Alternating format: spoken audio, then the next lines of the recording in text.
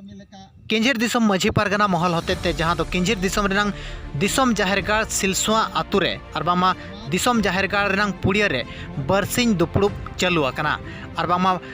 आयमागान पीड़ पारगना होते चे आयमागान सावता दरदिया माझी बाबा को होते बबरसिंग रेनांग दुपड़ुब मेना आका और तेहेन दो मिद दिना दुपड़ुब हुई सतकना और तेहेना दुपड़ुब रे दो आबो अरिचली और बामा कस्टमारी लो चेतान रे गहिर चर्चा हुई लेना और बामा कस्टमारी लो ओकालकारे बो बेनावा ऑल तोल काते कस्टमारी लो बेनाव काते भारत सरकार ठेन बो पास होचोया ओना चेतान रे गहिर चर्चा हुई लेना जहाँ लका दो आबो भांडान ओकालका हुईवा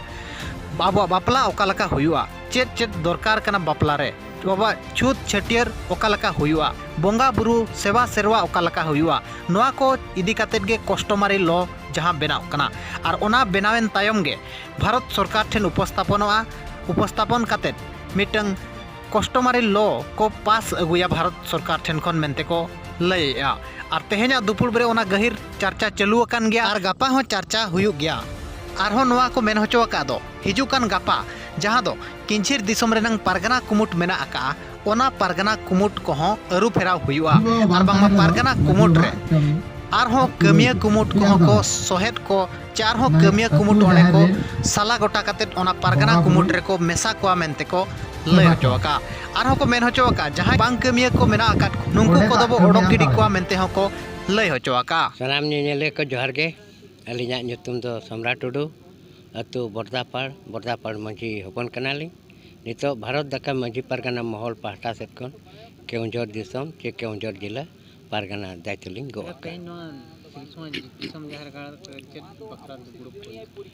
तेहेन चलावन 19 तारीख रेगे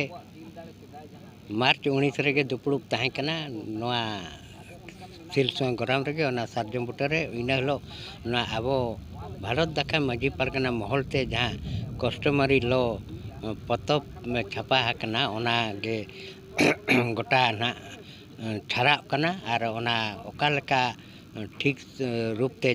छापा हकना चे बांग ओका को एटकेटोणे कना चे ओना को संशोधन कथे संशोधन दुपड़ुब गे ना को दो दोहवा कना तेहेन दो आदो ओना कस्टमरी लो गे नितो दो चर्चायना और ओका कोना काट झाटोआ चे ओका कोना आडोआ मेसा ओना को इदी कतेत गेना दुपड़ुब दो चालू कना नित धबी नय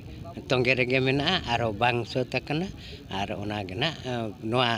कस्टमरी लो दो ग्रास रूट ते बा माझी कोठेन सेटेरोआ तबे एनांग आबो भारत दाकात सांतार चे आबो सांतार सावता मिद लेका मिटी डाहर तेबो गयन आमेनते उयहर दोहा कना ओना ना नोआ दो नोआ छापा लेनखान ना कस्टमरी लो पतब को छापा लेनखान ना तो ग्रास रूट बा माझी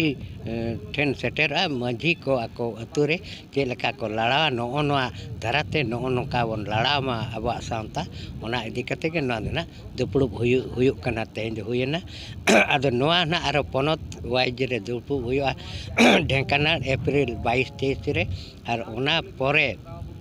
सेंट्रल लेवल रे माने भारत दाका माझी पारगना महलते बेटकुंदरी डहिर ना दुपड़ुब हुया ओना दो एप्रिल 30 और 31 रे और चेट को गपाल मारा हुईना और गपाल मारा दो ना तोंगे आकन गया और ना मुचार रे दो ना दुपड़ुब कथा दो ना गोटा जे किंझिर जिला बा किंझिर दिसम माझी पारगना कुमुट बा पूर्णांग कुमुट बेसें बेनावा दढ़ोआ और किंझिर जिला बा किंझिर दिसम चेलका आबा सावता दढ़ोयाबन और केटेजाबन और जतो माझी को सला सगई पीड़ पारगना को माझी को सला सगई जोड़ा कते केउंझर जिला रे माने सुव्यवस्था सुबंदोबस्ता आबा अनअरी आबा लाकचार आबा धर्म करम बेस बन सही सही बन लड़ा मेनते ओना उयहर